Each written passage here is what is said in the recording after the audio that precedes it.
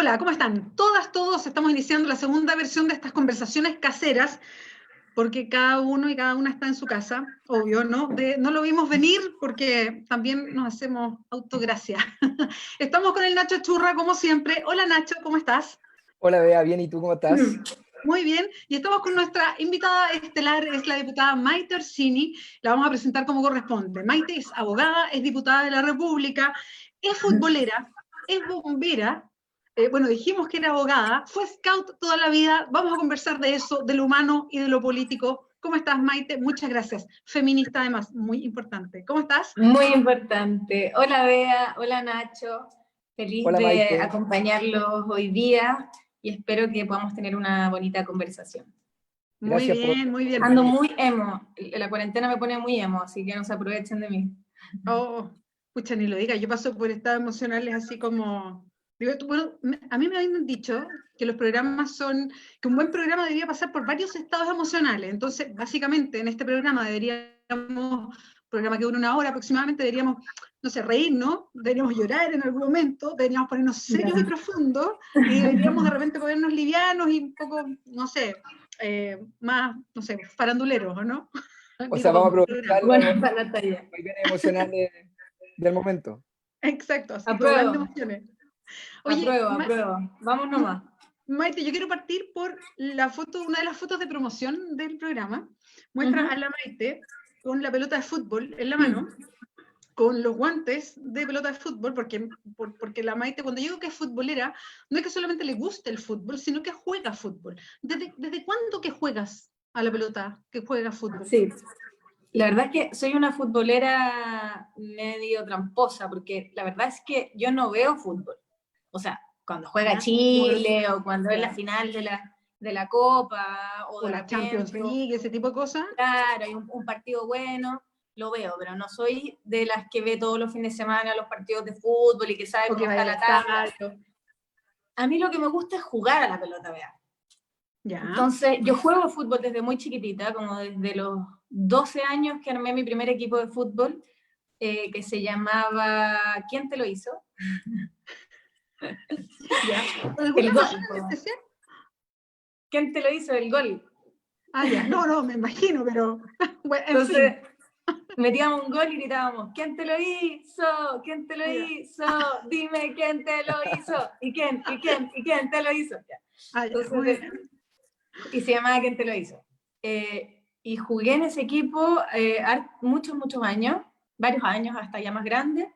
Y después jugué en distintas ligas y ahora estoy jugando con mis compañeras de RD en un equipo que se llama La Verde Violeta.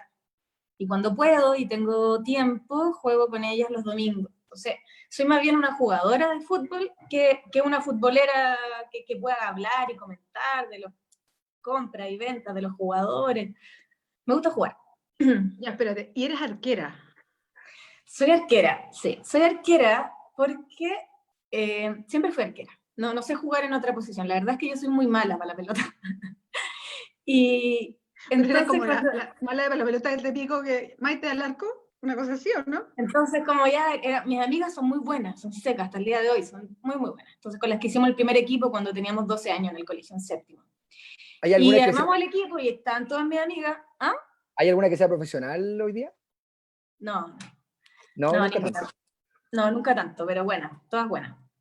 Entonces, armamos el equipo y como yo era la más mala, dijeron ya, vayan allá, podéis jugar en el equipo, pero al arco. Y yo dije, puta, ya, pues, bueno. Y empecé a jugar al arco y con el tiempo igual le he agarrado más técnica y juego mejor, pero mi principal característica no es que yo sea muy hábil o que tenga mucha técnica, el tema es que yo no le tengo miedo a la pelota. Ah, verdad. Entonces, Que yo... es una clave de No, es ese puesto. fundamental. O sea, no cierra los ojos, por ejemplo. Así como, O sea, en general, yo tengo un problema virtud, no sé muy bien cómo verlo, pero ahí puede sonar un poco arrogante, pero a ver, me dele cuesta nomás. me cuesta sentir miedo, como miedo a perder la vida, ¿cachai? Yo como soy bombera y entro a los incendios y en la cancha cuando juego a la pelota, me cuesta sentir miedo como a dañar mi integridad física. Entonces viene la jugadora con la pelota y yo voy y me tiro encima y me da lo mismo y me tiro al suelo, porque no le tengo miedo a la pelota. Y eso me hace ser una arquera regular. Espérate, es que, Oye, espérate, Maite, Nacho. y además te gustan como los deportes extremos en general, digamos, eres de las que salta o saltaría en paracaídas y en He bench y hecho todo. todo. He hecho todas esas cosas. Me he tirado en paracaídas, en Eres Benji. valiente, sí. Me encantan todo ese tipo de rafting. Lo disfruto mucho. Qué ¿Sabes lo que heavy. pasa, Mira, yo Nacho? en eso yo me definiría como en la antípoda. Yo soy como súper Miedoso. cobarde.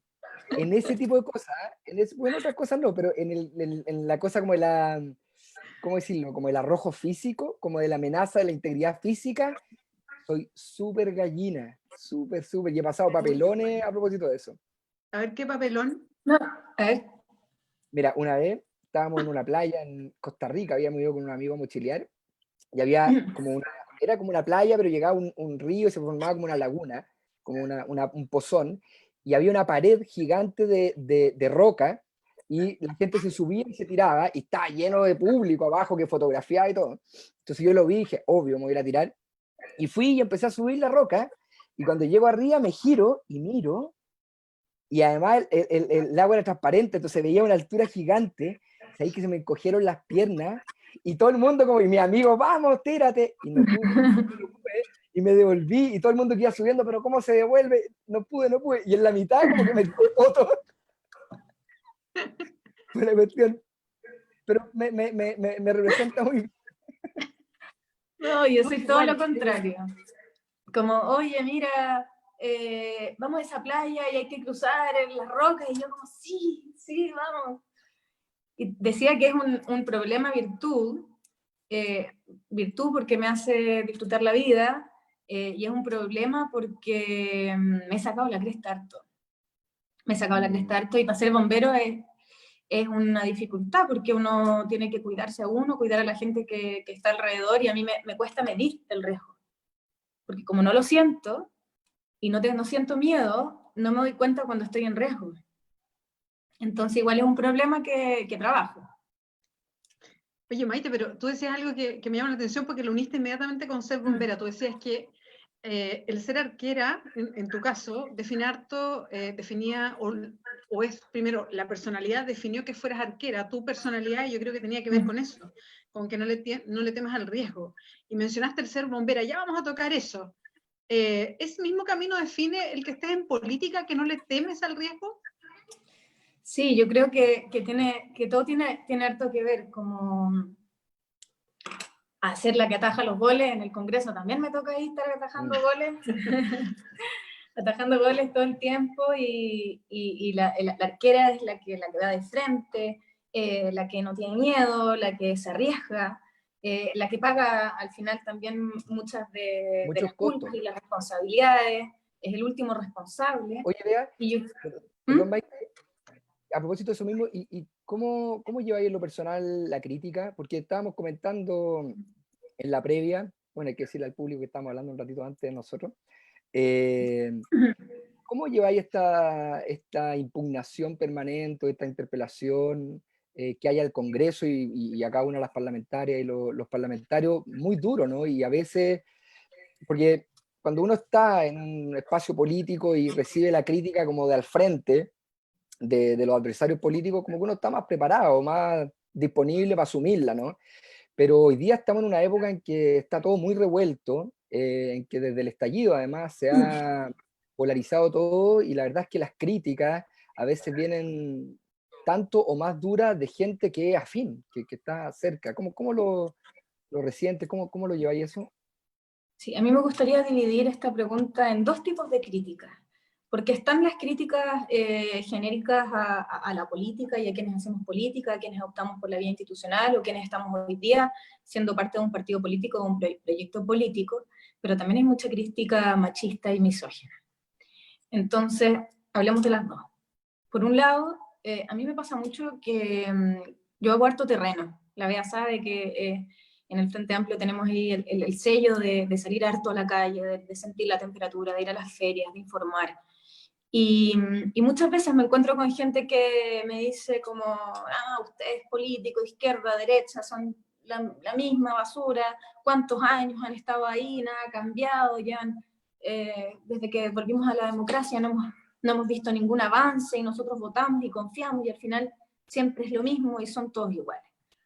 Y yo a esa gente la miro y le digo, yo estoy de acuerdo contigo, yo pienso como tú, yo creo que efectivamente quienes han estado en espacios de poder durante los últimos 30, 40 años han legislado y gobernado para unos pocos. Creo que hemos tenido un Congreso repleto de hombres mayores de 45 años, médicos, abogados, ingenieros, de un puñado de colegios y universidades que han legislado para defender a los suyos. Pero, ¿qué hacemos frente a eso?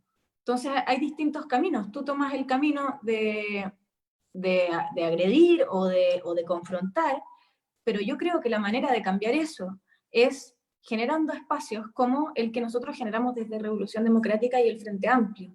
Y la manera de terminar con una clase política servil a las minorías y a las élites es justamente organizándose y disputando esos espacios de poder. Y eso es lo que decidí yo hacer cuando era una mujer más joven. Decidí organizarme con gente que pensaba como tú, que piensa como yo, porque yo estoy de acuerdo con lo que tú me estás planteando. Y nos organizamos y decidimos levantar un proyecto político desde un lugar distinto, con formas donde nos cuestionamos las formas de hacer política y también el fondo. Y levanté junto a mis compañeros lo que es Revolución Democrática y Frente Amplio justamente para solucionar el problema que tú planteas, porque yo pienso como tú. Y hay gente que lo entiende, que lo toma bien, y esas críticas se llevan un poco mejor.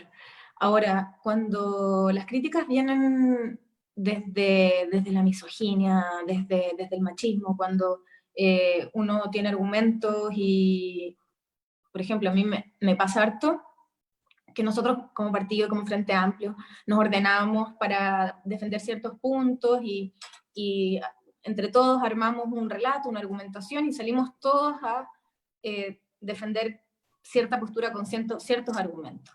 Y a mis compañeros hombres no les dicen nada, pero los académicos, no solamente la gente, sino que académicos, científicos, van y solo a mí me cuestionan lo mismo que están diciendo los demás y me tratan de, bueno, ahora es economista, es científica y cree que sabe, pero en realidad es ignorante. Y uno dice, bueno, somos 20 parlamentarios con una misma argumentación que evidentemente viene de una deliberación colectiva, de académicos que trabajan con nosotros, pero se me tiende a cuestionar más a mí que al resto. Y ese tipo de críticas son las críticas que más duelen y las que menos debiésemos tolerar. Porque es difícil hacerle frente. Pero ya, hablaste como de la crítica más al sistema y hablaste de la crítica machista. Pero ¿qué pasa con la crítica política, de verdad? Digamos, en el sentido de, porque en la política parlamentaria, en el día a día, hay que tomar decisiones todos los días, y en esas decisiones hay aciertos, hay desaciertos, Por supuesto. hay cuestiones en las que se presume que van a suceder de una manera y suceden de otra. Entonces muchas veces no es ni una crítica al sistema, ni una crítica machista, sino una crítica genuina como de la acción política. Y esas críticas, bueno, calan de algún modo, porque efectivamente también son espacios de reconocimiento, digamos. ¿Tú lo vives eso? O sea, ¿te toca también como hacer esos como introspecciones, media culpa, decir, sí, nos equivocamos acá, o pecamos de ingenuo, o... Sí, por supuesto que sí. A esas críticas yo le llamaría críticas constructivas. Si las otras eran genéricas, machistas. Como una tercera categoría. Sí, hola. Y yo, mira, es que sabéis que yo soy abogada y me metieron en el chip esto de ir estructurando y poniendo... Categorizando las conversaciones. Soy muy buena para eso. Cuando la crítica, sin duda la crítica que más duele es la crítica del compañero. Cuando tus compañeros que están trabajando contigo, que llevan años trabajando contigo, te critica, duele, cuando muchas veces yo me doy cuenta que me equivoco y toca pedir perdón, como ocurrió el año pasado con la ley antisaqueos, por ejemplo, en la que me equivoqué y cometí un error y fui y puse la cara y el cuerpo y hablé con mi militancia y chuta, que dolió,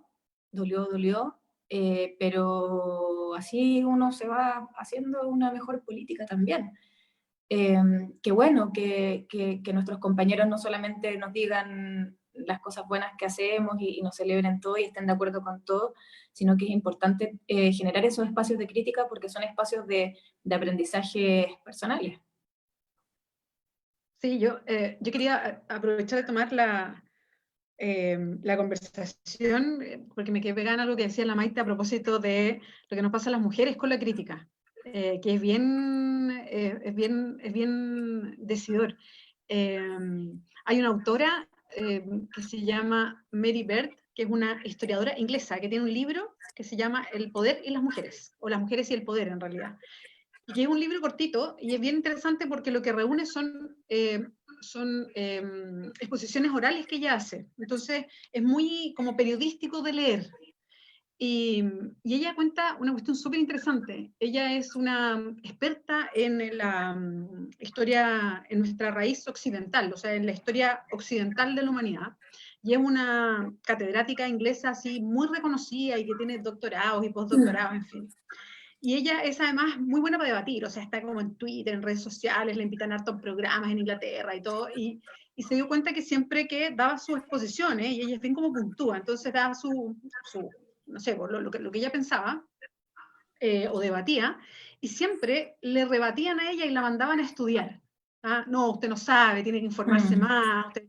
Empezó a dar cuenta que era básicamente porque era mujer, no porque no supiera. Entonces hizo una investigación histórica de cómo se invisibiliza Del la voz mansplaining pública en toda la historia de toda la historia occidental, desde que se inician, no sé, desde que se inicia la historia, que se invisibiliza la voz de las mujeres, y con el mismo argumento, usted no sabe, tiene que ir a estudiar. Entonces ella decía que al principio ella no pescaba. Entonces si le hacían la crítica por Twitter, qué sé yo, por Facebook, ella al principio se hacía la loca, no tomaba en cuenta esas críticas, seguía con otras. Pero de repente dijo, no, basta, tengo, no sé, todos estos doctorados, todos estos postdoctorados, y empezó a tirar todos los libros encima, ¿no? Así como, ay, espérese un poquito, tengo todos estos doctorados, yo opino esto porque yo sé. Porque se cansó que la mandaran a estudiar, solo porque era mujer, a propósito de la opinión que tenía.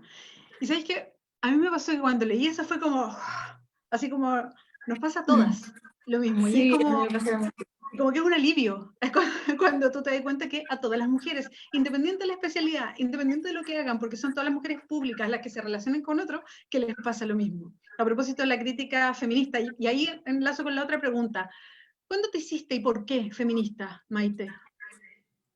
Qué difícil. Yo me hice feminista cuando entré a Militar RD.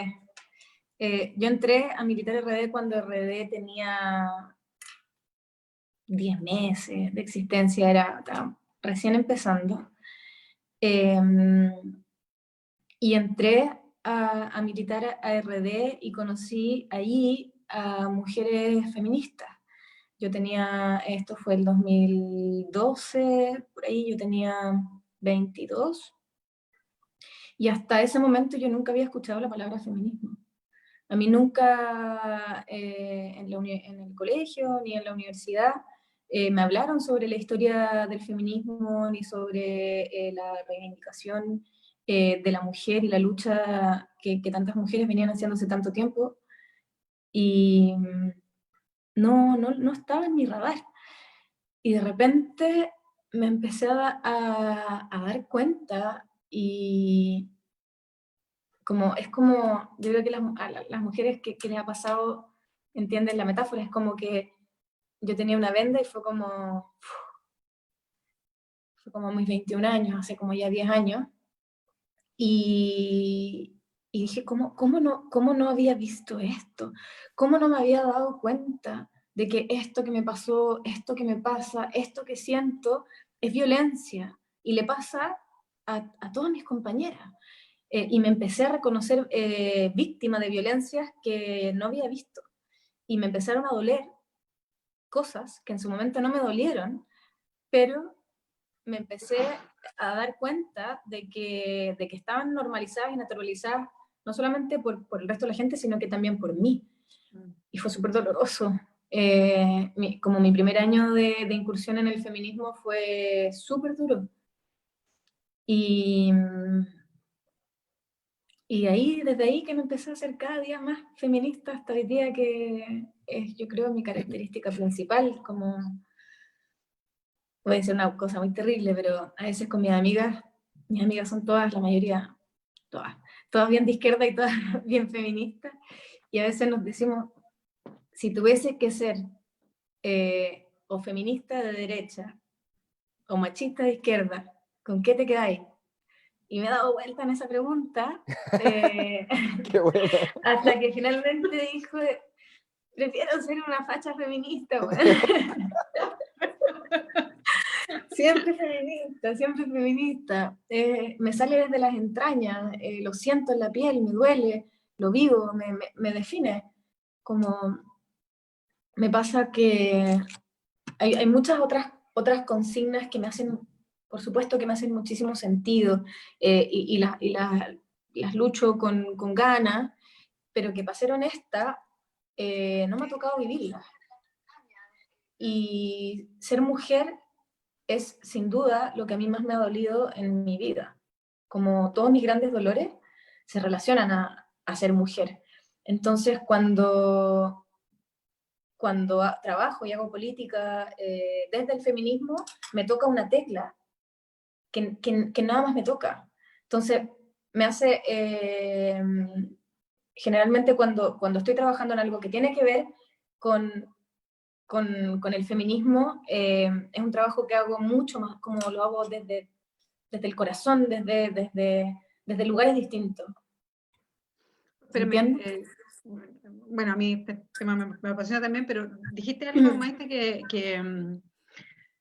que es súper fuerte, que tú dices que toca desde el feminismo y el ser mujer, toca como tus dolores más profundos. ¿A qué te refieres con eso?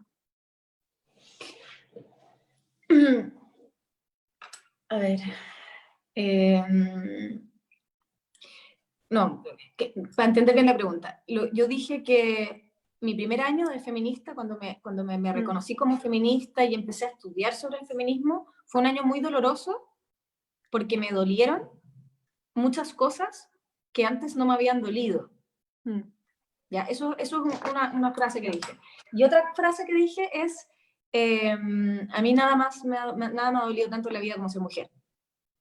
¿En cuál de las dos querés que profundice? La última. Es personal igual, vea, pero...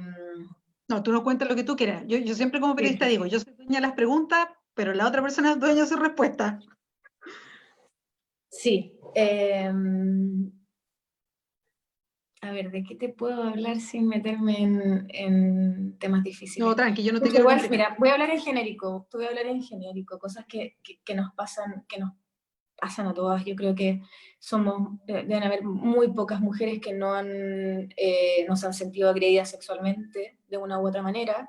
Yo no soy la excepción, me he sentido agredida sexualmente en mi vida, y eso me ha dolido y me ha costado mucho. He sido discriminada por ser mujer y por ser una mujer libre. No sé, por ejemplo, cuando yo trabajé, como saben, en televisión hartos años, desde bien chiquitita, desde los 6 hasta los 20, más o menos. Y yo ahí decidí, bueno, yo ya estudiaba Derecho, entré a estudiar Derecho cuando salí del colegio, pero entre que trabajaba y estudiaba me costaba más, y tomé la decisión de dedicarme al Derecho porque realmente me gustaba mucho.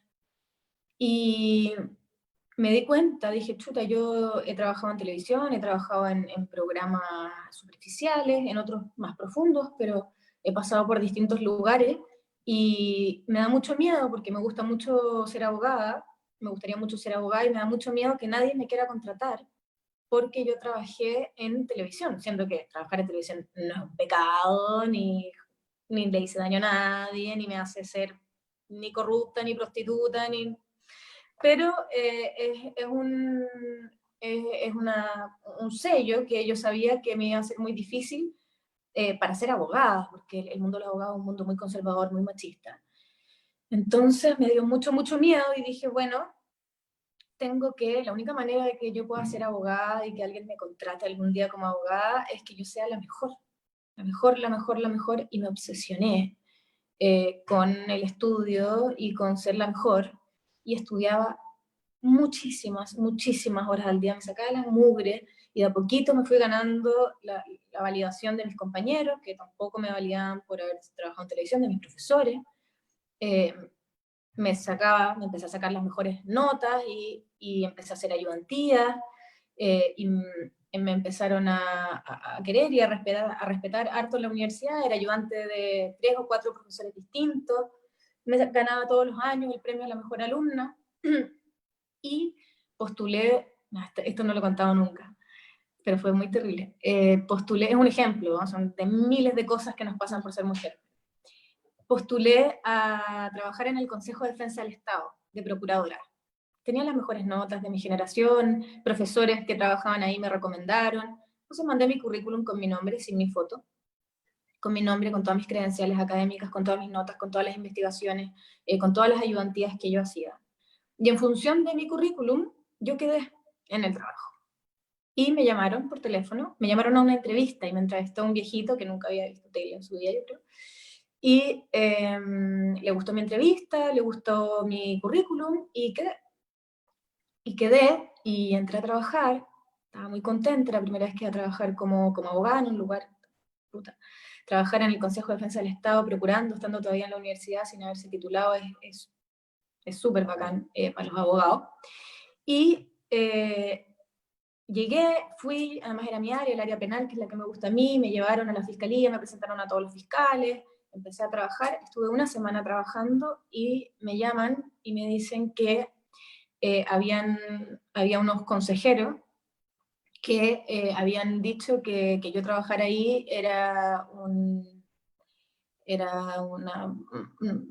dañaba la imagen de la institución, así que me tenían que despedir.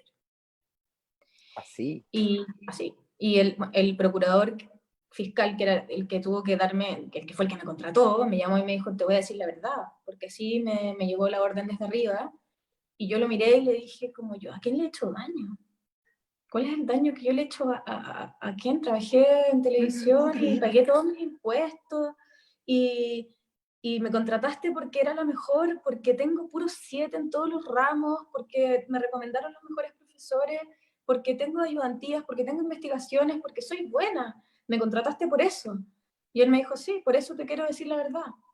Acá hubo consejeras, mujeres, que vinieron a la oficina a decir que tu imagen dañaba nuestra institución, y me echaron. A la semana de contratada. Oye, ¿y no Entonces, teníais margen como para poder hacer algún tipo de, obvio, bueno, yo en la universidad, pero como... yo podía poner un recurso de protección en la Corte de Apelaciones por discriminación arbitraria, que iba a ganar y probablemente me iban a reincorporar, pero yo imagínate, yo estaba en esta lucha, yo quería ser abogada, ¿no? En ese tiempo todavía no pensaba en ser diputada, entonces yo dije, me voy en contra del Consejo de Defensa del Estado, nunca más nadie me contrata. Nunca nadie más me contrata, entonces bueno, y me la comí calladita y me la lloré, y dije, bueno, tengo que ser mejor todavía, porque no me alcanza, entonces tengo que ser mejor. Y me obsesioné con el examen de grado, y me saqué un 7 en el examen de grado porque estudié 16 horas diarias por un año entero, y todo el tiempo me toca como, cada lugar al que llego, me toca hacer esa pega y mostrar que soy matea, que soy buena, que soy trabajadora, que soy responsable, que cumplo con mis obligaciones, entonces es súper desgastante como ser mujer, sobre todo ser yo, y es duro, sumado Oye, a Maite, otras experiencias que tienen que ver con la violencia de género que han sido difíciles. oye, Maite, y encuentro heavy tu historia, como, porque uno sabe, evidentemente, y uno como hombre también conoce, y de algún modo los hombres también hemos ido sufriendo el proceso de sacarnos la venda y ver el otro lado, ¿no? Ver de cómo nosotros como sujeto histórico también hemos estado en el lugar de quien inflige el daño, ¿no? Y también es muy fuerte reconocerlo y darse cuenta de eso. Y conoce uno muchas historias, pero siempre volver a escuchar una historia de primera fuente, digamos, es muy violento. Qué Eh, rabia, sí, muy violento. de rabia, como, claro, una wea como weas de mierda. Basta. Pero, Fue la primera entonces, anécdota que se me vino a la cabeza, pero sí, yo me me imagino imagino que, que tenía pero y no solo ¿tú has yo, visto ¿no? algún Sí, cambio en todas positivo, las digamos, muertes. desde la emergencia de esta nueva ola feminista, desde este mismo proceso personal que tú contabas y como de haberte un poco sacado la venda y haber reconocido y visto cosas que antes no veíais? Da la idea, ¿no? De que es un proceso lento, seguramente todavía muy deficiente y que tiene mucho que recorrer, pero que igual ha ido ocurriendo en algún orden de lo social, de lo público, de lo más colectivo. ¿Tú sentís que ha habido cambio en tu propia experiencia, digamos, en tu relato como de primera persona? ¿Tú sentís que ha evolucionado un poco el medio, el mundo de los abogados, el parlamento? ¿O todavía estamos en un nivel muy retórico y en la interna, en las chicas, la cuestión sigue siendo igual, digamos, en la percepción desde el rol de mujer? No, o sea, sin duda que hemos avanzado los últimos 50 años, después de miles de años de patriarcado y machismo brutal, eh, hemos avanzado muchísimo. O sea, hace 50 años las mujeres no tenían derecho a voto, no 50, 70 años.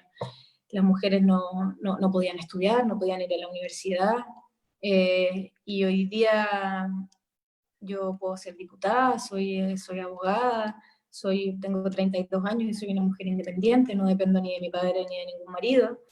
Eh, y soy capaz de reconocer eso, y eso se lo debemos a las feministas que llevan todos estos años luchando, y lo que nos corresponde a nosotras, a las feministas de esta generación, es tomar la posta y avanzar en todo lo que falta, que es mucho, sin duda, hay mucho por avanzar. Pero yo siento que cada década avanzamos más que la década anterior, y eso me da harta esperanza. Creo que podemos construir una sociedad feminista, de verdad lo creo, si no tiraría la esponja y no estaría donde estoy. Si yo soy diputada y política principalmente por esta lucha.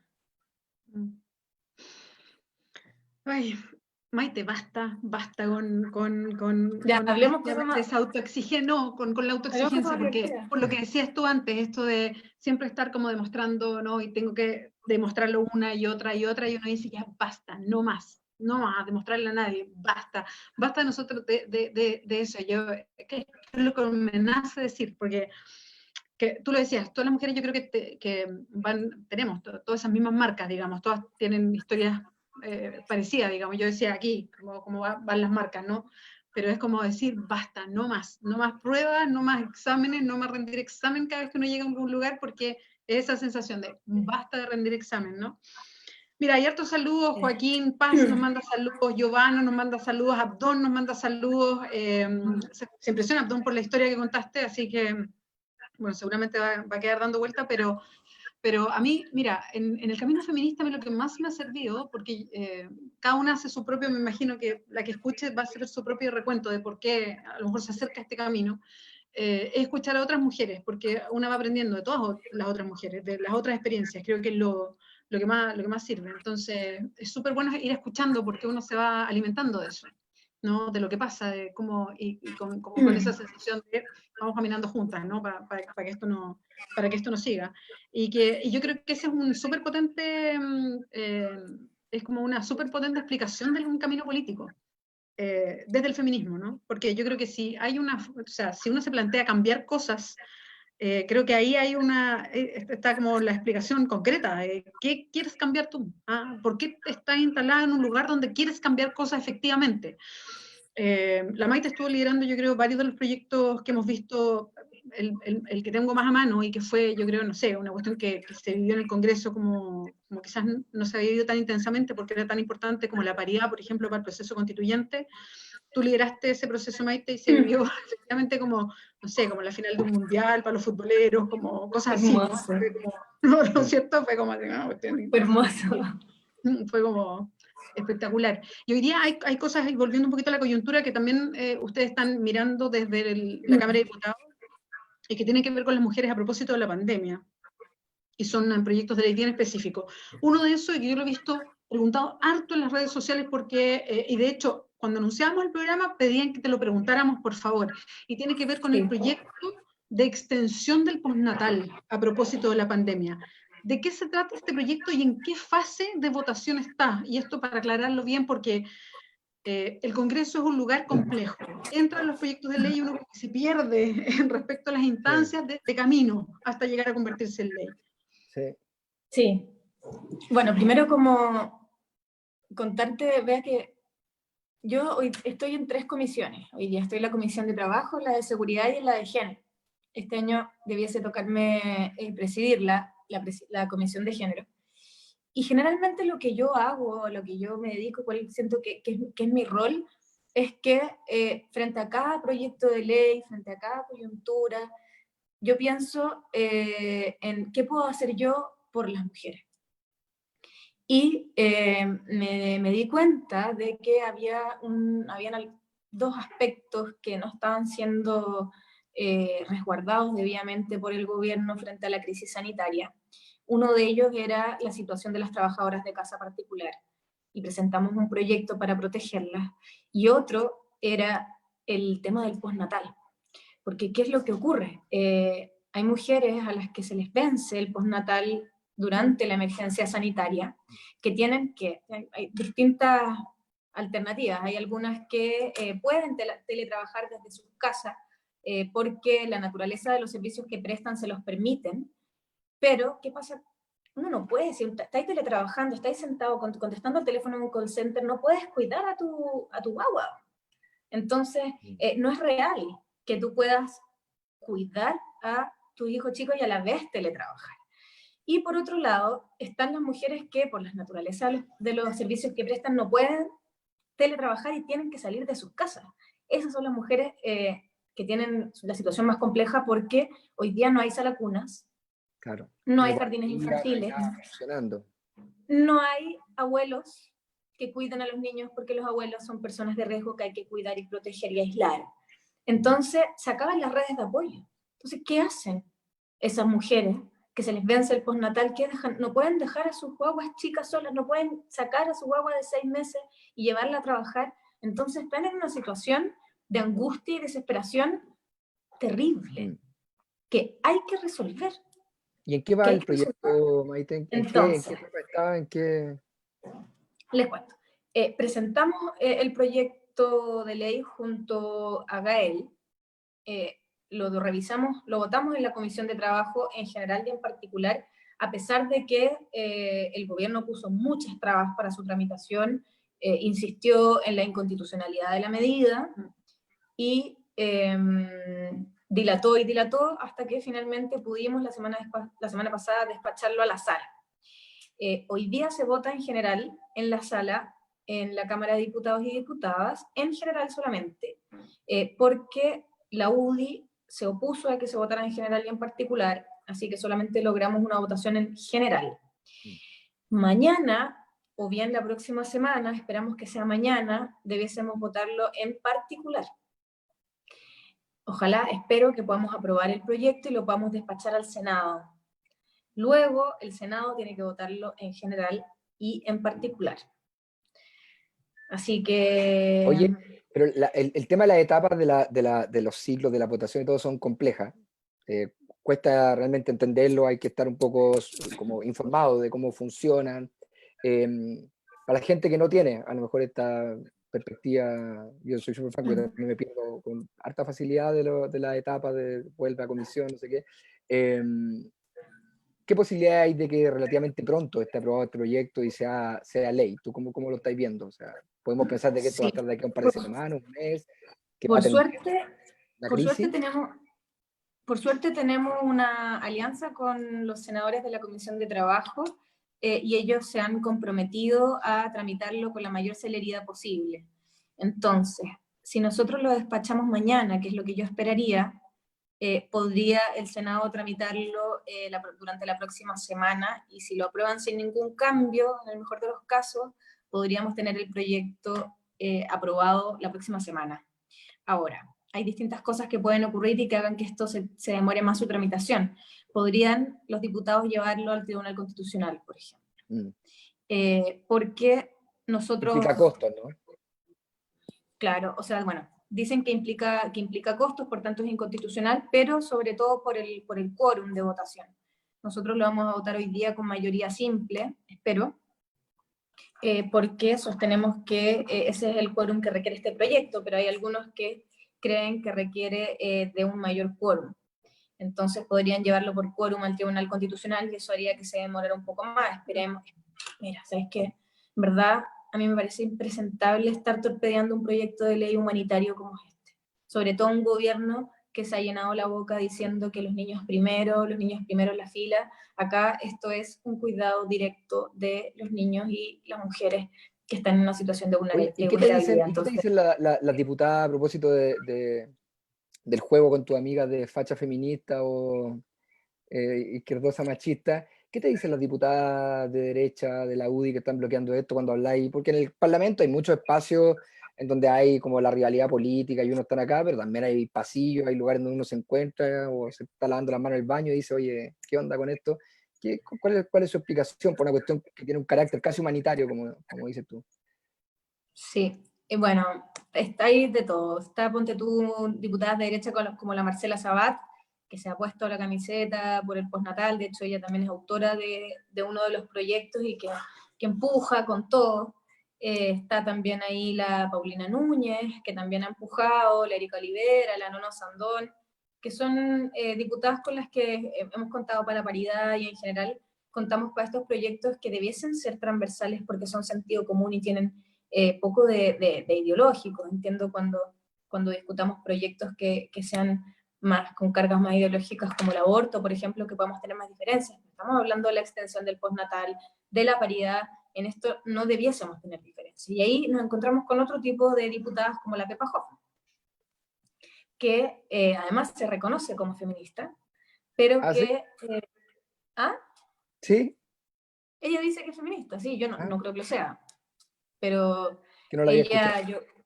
yo la he escuchado, la he visto diciendo que ella es feminista,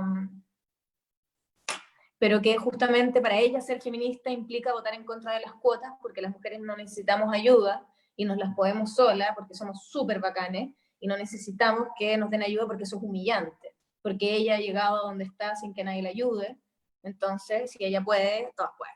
Entonces, son distintas maneras de entenderlo, y la verdad es que es frustrante ver a mujeres que, si bien entiendo la postura de la Pepa, si nos quedamos ahí vamos a tener siglos más de machismo, porque ya la historia nos ha demostrado que si no tomamos acciones afirmativas, la cosa se va a demorar mucho, y las mujeres y las niñas merecen una historia distinta, y si se las podemos dar hoy, tenemos que ocupar todas las herramientas que estén a nuestro alcance para darles a las niñas que están naciendo hoy día una sociedad más justa, que las respete, que las cuide y que no las violente. Maite, a propósito que tú recién escribías más o menos lo que pasa cuando hay proyectos como este, ¿no? Que se presenta un proyecto que lo que busca es responder a preguntas que se hace la gente hoy día en la calle, cuando estamos viviendo esta situación tan particular, y que la gente no puede ir a trabajar, la gente que es independiente no lo puede hacer. Hay algunos que pueden hacer cuarentena y otros que no. Las mujeres que tienen que volver a trabajar no tienen con quién dejar los hijos. Hay algunos que están haciendo teletrabajo, pero si tienen hijos chicos es prácticamente imposible hacerlo. Y así sucesivamente todo lo que está pasando. Y hay un gobierno que ha empezado a tomar ciertas medidas de auxilio económico que han sido muy pequeñas todavía, que no, parece no entender la dimensión de lo que pasa. Entonces parte siempre como de a poquito, que igual como el estallido, ¿no? Como haciéndose cargo, pero de a poquito por lo que pasa, soltando poquito de a poquito. Entonces, empieza todo a ser agua, ¿no? Y sabemos que desde las oposiciones ha habido distintas propuestas.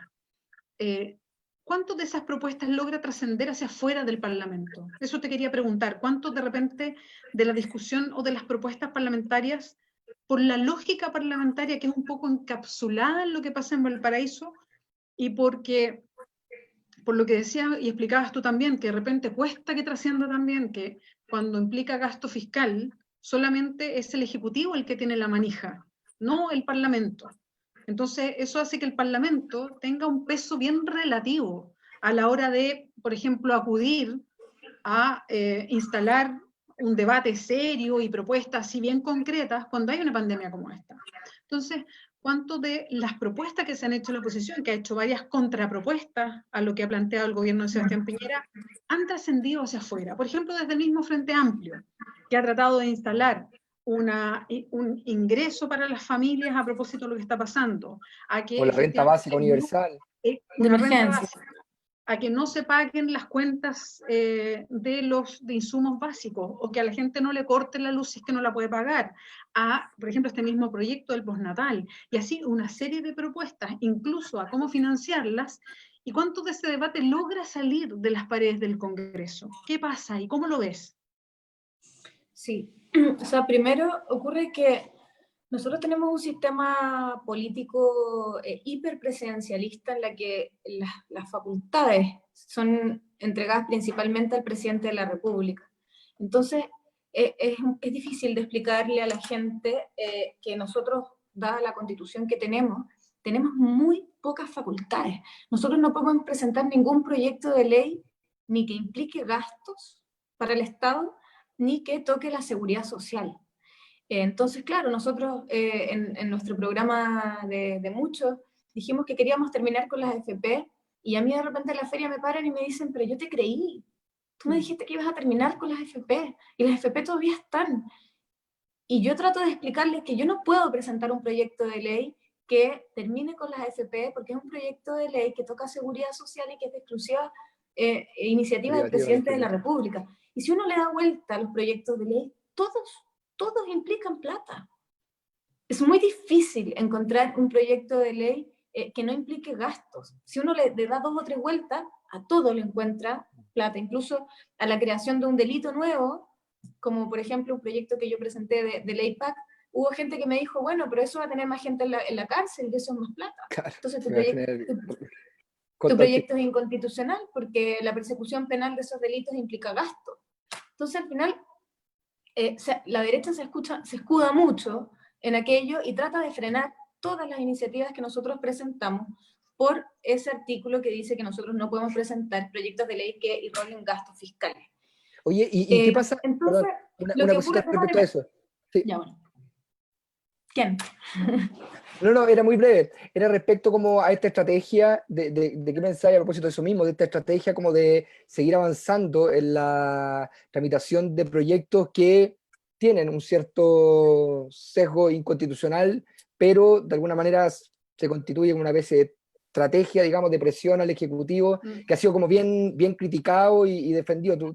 ¿Cómo lo...? Sí, yo he sido una de las principales impulsoras de ese modo operandi. Soy parte de la Comisión de Trabajo y junto a Gael, que ha presidido durante el último año, nos ha tocado presentar proyectos de ley que son medio límite, border como este mismo, que están en el límite de lo constitucional y lo constitucional, pero nos hemos dado cuenta de que funciona para generar presión, que frente a una realidad como la que estamos viviendo hoy día, como lo que ocurrió el 18 de octubre, nos sentimos de manos atadas.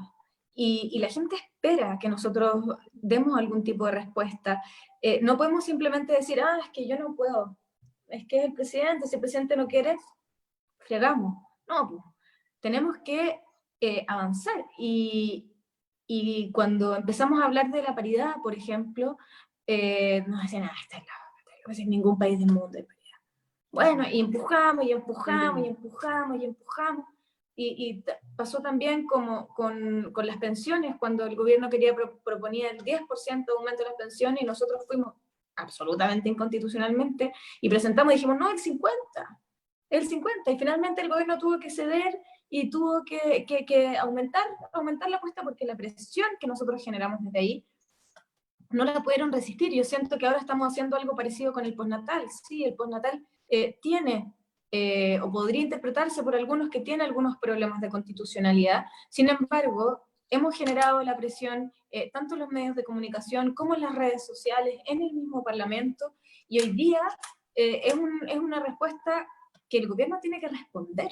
Y su respuesta no puede ser, es que este proyecto es inconstitucional. Tiene que responder a la problemática que nosotros pusimos sobre la mesa. Y lo quiero mencionar porque, mira, Lita Carvajal reacciona, lo estábamos conversando, y dice, hola, soy Natalia, dice, fui madre el 3 de noviembre del 2019, primeriza, mi hijo tiene 5 meses, y se termina mi postnatal el sábado 18 de abril. Vi su iniciativa y estoy desesperada, las salas cunas están cerradas y no tengo con quién dejarlo. ¿Qué pasó con la votación de los senadores? Lo pone en mayúscula. Saludos y muchas gracias. Y está, entonces, claro, nosotros estábamos recién hablando, Natalia, de eso, como para saber, bueno, los senadores deberían votarlo, no tenemos cálculo, ¿no? De eso. Yo esperaría que la próxima semana, que esta semana lo pudiésemos despachar de la Cámara completo al Senado, y que el Senado se tome una semana para despacharlo. Igual es importante decir que la ley viene con un efecto retroactivo. Eso quiere decir que aplica desde a las mujeres que se les venció el postnatal desde el 18 de octubre, que es el día que se da este acto de autoridad por parte del gobierno y se decreta la emergencia sanitaria. Entonces, si es que a ti se te venció el postnatal el 20 de marzo, dije octubre, marzo, que estoy pegada con el 18 de octubre. El 20 de marzo, a ti se te venció el postnatal y tuviste que volver a trabajar, una vez que esta iniciativa sea ley, puedes volver a tu postnatal. Claro. Vale, pero qué buena la respuesta, porque para calcular, bueno, tiene sus tiempos el Congreso, a propósito de lo mismo que estábamos conversando. Oye, Orly Pradena, también una buena amiga, dirigente sindical del sindicato, nos manda cariño, así que un beso para Vivo Vivo. Qué bueno, ahí le mandamos un beso. Y gracias ahí por sumarse a la conversa. Maite, ¿cómo te imaginas en, no sé, 10 años más? Qué difícil. Mira, yo por ahora, yo soy una mujer que cambia mucho. Soy cambiante, todo cambia. Pero por ahora, hoy día, si me preguntas hoy, yo quisiera ir a la reelección y estar un periodo más, estar 2 periodos, porque tengo ganas de medir un poco el trabajo que hicimos como equipo durante estos 4 años. Es difícil terminar el periodo y salir y no tener como una retribución por parte de la gente. Además, siento que en 4 años no voy a alcanzar a desarrollar todos los proyectos y todas las ideas que tenemos desde mi equipo y la gente que trabaja con nosotros en el distrito. 2 periodos me parece que es suficiente, máximo, y ahí yo pienso que después de estos 4 años vamos a hacer gobierno, vamos a tener el gobierno del Frente Amplio, y ahí si me toca estar, va a haber que estar. Si la presidenta ahí me dice, se lo requiere aquí, voy a tener que estar. Como siempre he estado disponible, pero si tú me preguntas como qué es lo que a ti te gustaría, dejando de lado como el colectivo, a mí me gustaría terminar mi 2.º periodo y ir a hacer un doctorado y tener una guaguita. Mientras hago mi doctorado. Un pack Una completo de posgrado y bueno. Yo no tengo pareja, no tengo pareja, así que estoy pensando en ser madre sola. O quizás con algún compañero de crianza, algún amigo que quiera criar conmigo, pero parece que me resulta más fácil ir a un banco de esperma y comprar un fabuloso espermio y irme a algún lugar a hacer un doctorado y tener a mi guaguita. Eso me gustaría mucho. Y después volver y seguir trabajando de abogada, profesora, política, lo que el destino llame, pero me gustaría parar 5 años, estudiar y procrear. Oye, Maite, algo insinuaste respecto al futuro del Frente Amplio, con una mirada positiva y optimista. Pucha, el Nacho se metió con el Frente Amplio y yo me quería meter con el otro, pero dale, Nacho. Te quería meter con la guagua, y yo con el Frente Amplio. Después te la otra oportunidad. Después seguiré yo con lo otro. No, vea, dale con la guagua, dale con la guagua. Me metí con el Frente Amplio y yo iba directo con lo otro. La Golden Es que lo del Frente Amplio, digamos que te toca... Dele nomás. Después retomamos, si no hay problema. Ya, alcanzamos las dos. Sí, las dos entradas. alcanzamos. Oye, Sí, yo no tengo hablaste un poquito del futuro del Frente Amplio y del gobierno del Frente Amplio. Del gobierno del Frente Amplio. Estamos nada más ni nada menos que aquí con nuestra compañera Bea Sánchez, nuestra candidata presidencial, o por lo menos del ciclo anterior al menos, digamos. Claro. Mientras no se defina otro, pues Bea. No, si no, ahí hay una inercia electoral que hay que asumir. Pues. No, yo te quería preguntar, como haciendo una mirada crítica del Frente Amplio, ¿cuál es? Yo sé que es difícil, yo sé que es para largo, pero si es posible en lo más breve, digamos, ¿cuáles crees tú que son como las deudas fuertes del Frente Amplio? ¿Qué es lo que nos falta como sector político realmente como para ser capaz de dar un salto, de ser capaz de aparecer realmente como una opción de gobierno que dé confiabilidad, que dé signos de madurez? ¿En qué estamos todavía guateando como Frente Amplio? Nunca me gusta mucho criticar a mis compañeros, pero ¿sabéis qué? Yo creo que nos falta aprender a dudar, como o entender la duda como algo positivo, como a enfrentar las discusiones con disposición a ser convencido de lo contrario. Siento que nosotros tenemos, como nos pasa mucho, que tenemos ahí nuestros principios, nuestros ideales, nuestra agenda, nuestro cronograma, y nos cuesta mucho dudar. No sé si se entiende lo que estoy diciendo, pero como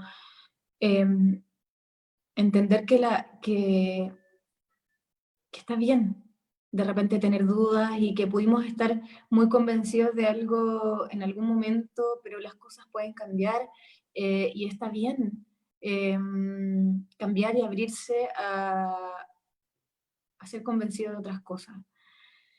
Me pasa, a mí, lo voy a llevar a algo más concreto. Me pasa harto que de repente en mis comisiones tengo una convicción que la comparto con mi partido y con el Frente Amplio, pero voy escuchando, voy entendiendo y me empiezo a convencer de lo contrario. Pero todo el resto está tan convencido de lo anterior y hay tan poca disposición a la duda y al cambio que muchas veces me toca en representación del Frente Amplio y mi partido avanzar sin estar tan convencida de que es lo correcto, porque no hay ganas de dudar y de reflexionar y de convencerse de otras cosas. Yo creo que, o sea, al menos a mí en mi cotidianidad me encuentro con aquello y me encantaría que dejáramos de satanizar la duda y el cambiar. Creo que también nos falta disciplina. Yo tengo muchas diferencias de fondo con el Partido Comunista, pero los miro cómo hacen política y me da una envidia, como el nivel de orden, de disciplina, como los debates se dan adentro. Podemos estar en desacuerdo, pero una vez que tomamos una decisión, nos ponemos la camiseta y salimos todos hacia afuera a defender lo que acordamos colectivamente, por más que haya uno u otro que no está de acuerdo con aquello, que resolvamos los problemas en la casa y que no los resolvamos hacia afuera a través de la prensa, una horrible práctica millennial que se ha tomado algunas veces. Y sin duda quizás nos falta un poquito más de tiempo y experiencia política para resolver esas cosas. No sé si se entiende o me fui muy en el abstracto. No, clarísimo. No, yo entiendo súper bien. Sí, ¿Sí? sí. Sí, Yo de repente digo, somos tontos, no pesados. Ahora es como interesante preguntarse tal vez de dónde viene esa falta de capacidad de dudar, ¿no? Porque la duda, como yo entiendo que tú la planteas, también tiene que ver con dejarse permear por el otro, ¿no? Por el discurso del otro. Y en eso también opera antes una validación del otro. Es decir, como realmente creer que el otro, sea el otro tu par, sea el otro que está al frente, o sea el otro que está más a tu izquierda, digo, no necesariamente el otro como la derecha, ¿no? No. Pero que puede tener un punto, y puede tener argumentos que a lo mejor tú no viste, y que atendiendo esos argumentos, pero para que eso opere, tiene que partir de una valoración y legitimación del otro, que a veces, yo comparto contigo, cuesta, ¿no? Y cuesta porque también se está mirando permanentemente a las propias bases del Frente Amplio, se está mirando al electorado, se están mirando las convicciones con las que se entró también al Parlamento, que evidentemente van evolucionando. No probablemente las convicciones internas en el sentido del norte ético, pero sí de estrategia política, de metodología, porque evidentemente, y ustedes particularmente entraron muy jóvenes a la política y muy jóvenes al Parlamento, y evidentemente van descubriendo, mirando cosas, entendiendo cómo van operando cuestiones y convenciéndote y dándote cuenta de que a lo mejor hay otros caminos que visto desde afuera a ratos te parecían casi una tradición, ¿no? O como un transar lo esencial, y que a veces te das cuenta como esta misma estrategia de seguir adelante con proyectos como que en su origen podrían ser inconstitucionales, pero bueno, es una manera de finalmente desbordar, ¿no? Desbordar lo posible, correr el cerco. Sí, pasa que muchos de nosotros, y me incluyo porque me encuentro de repente en ese lugar, estamos muy, y lo decía Íñigo Rejón, que yo lo admiro harto, en su momento, cuando vino a Chile hace un par de años, que estamos muy enamorados de los símbolos, de las banderas rojas con negro, y de la historia y la tradición de la izquierda y del socialismo de los últimos 200 años, pero toca hoy día pararse en este momento de la historia, mirar para atrás con cariño, poder reconocer los errores y los horrores también del socialismo real, y pensar en una izquierda moderna, en una izquierda del siglo XXI, en una izquierda que se haga cargo de los problemas actuales, y eso cuesta mucho. Cuesta mucho. Hay algunos a los que les cuesta más que a otros, y yo creo que ese es un desafío grande que tenemos en nuestras manos, como poder soltar con cariño la historia de la izquierda, mirarla, entenderla, abrazarla, pero no tratar de replicarla en todas sus formas. Me pasa como mucho, como yo estoy en la comisión de trabajo, el trabajo en el mundo cambia, está cambiando, el mundo está cambiando y las formas de trabajo cambian, y hay mucho miedo de la izquierda de esos cambios. Y sin duda que hay cambios que vienen de la mano de precarización, y esos tenemos que desecharlos, pero pongamos un poquito de disposición también a buscar medidas de trabajo modernas que no precaricen, no necesariamente toda forma de trabajo distinta al contrato de trabajo presencial rígido de 8 horas es precarización. Y hay mucho miedo lo pongo como ejemplo en este caso, pero en general, pasa mucho que hay miedo a repensar la izquierda, repensarla en el siglo XXI, desde los millennials, desde las nuevas generaciones. Y tenemos que perder ese miedo. Oye, estamos casi terminando el programa. Maite, ha ¿Lo que sido también? un gusto, sí, ha sido súper. Y ha sido estos programas que pasáis como el tobogán de emociones, ¿no? Nos hemos reído, nos hemos Faltó una emocionado copita de vino, además. ¿no? Esta era una conversa como para estar así como con copita de vino. Se pasó. Bueno, el A lo nuestro, que el otro programa con copa de vino, ahora lo vi con un vasito de agua.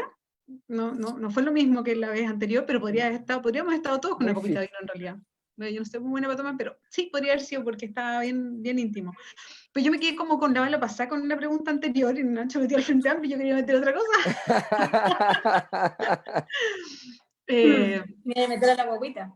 Sí, es que A la Golden Guaguita. hice como la imagen, a propósito que tú decías que como abogada te hubiese gustado ser, o sea, tu especialidad o lo que más te gustaba era lo penal, ser abogada penalista, y pensando en que te gustaría estudiar, o sea, como hacer esa pausa y estudiar, y tener guagua, y yo te preguntaba por 10 años más, entonces yo me imaginaba a la Maite siendo mamá, ya con hijo o hija, en 10 años más, pero siendo abogada penalista o en la política todavía.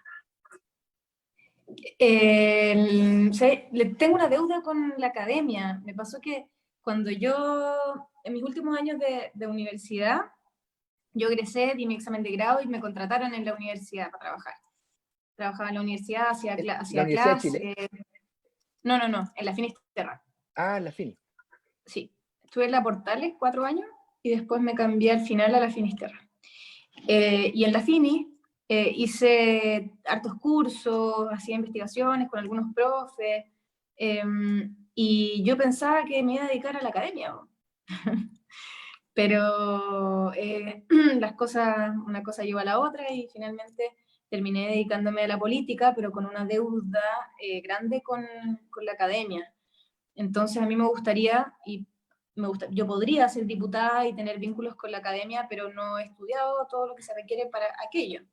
Entonces me gustaría poder tener el tiempo de estudiar, de hacer un magíster, un doctorado y poder compatibilizar la política con la academia, que me gusta mucho. Entonces a mí me gustaría, después de esa pausa de 5 años, donde hago la Golden Guaguita, hago mi magíster, mi doctorado, pues regresar y dedicarme en parte a la investigación y a la docencia, y en parte a la política, que igual la verdad es que me apasiona mucho. ¿Y por qué tú te proyectas como mamá sola? Pucha, porque tengo 32 y me da mal en el amor, vea, me da súper mal. Pero eres súper joven, pero tienes 32 años, por pues mujer. favor. Me Soy da más mal en el joven. amor y me da ¿Te bien estáis en la desahuciando en vida. el amor a los 32? Exacto, creo que es ¿Cómo es demasiado joven, ¿no? O posible? sea, te pasaste. No.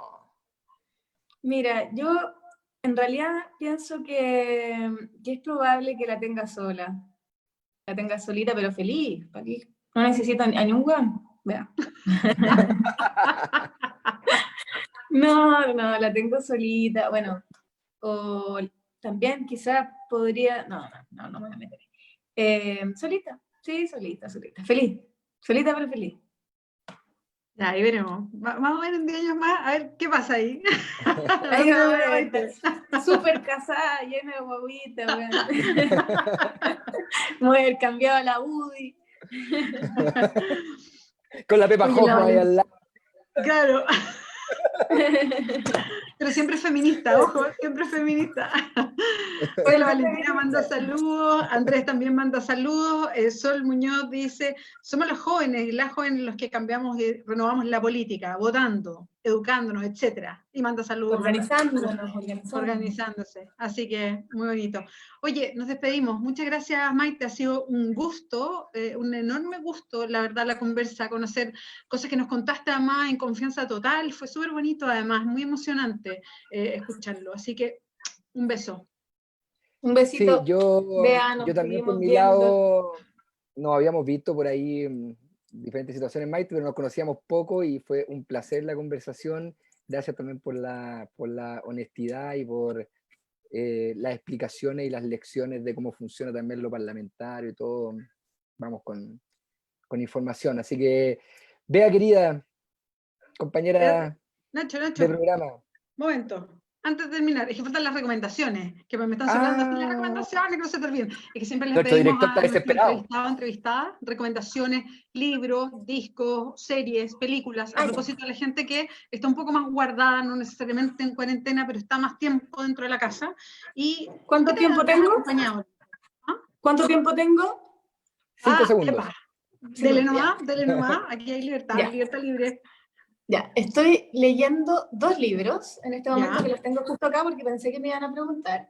Muy Estoy bien. leyendo este libro que se llama ¿Qué horizonte?, que es de Íñigo Errejón con Álvaro García Linera, que se llama Hegemonía, Estado y Revolución Democrática.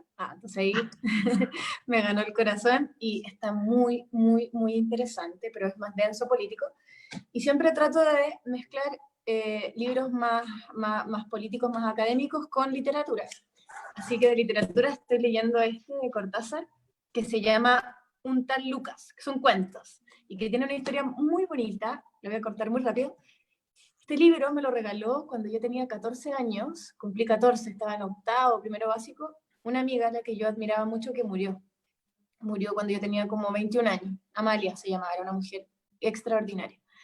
Y nunca lo leí. Me acuerdo que me lo regaló, yo tenía 14 años, ella era intelectual, inteligente, le gustaba leer. Me lo regaló y yo dije, Cortázar, qué cosa más aburrida con 14 años. Y lo guardé en mi biblioteca y estuvo ahí durante todos estos años. Y ahora dije, voy a buscar algo de literatura, y lo encontré, lo miré, lo abrí, y dije, este libro me lo regaló la Amalia cuando teníamos 14, y yo lo ninguneé y lo dejé en mi biblioteca durante años, y ahora lo estoy leyendo. Y está muy bonito, y estoy muy feliz, sí, está muy bueno, muy, muy bueno.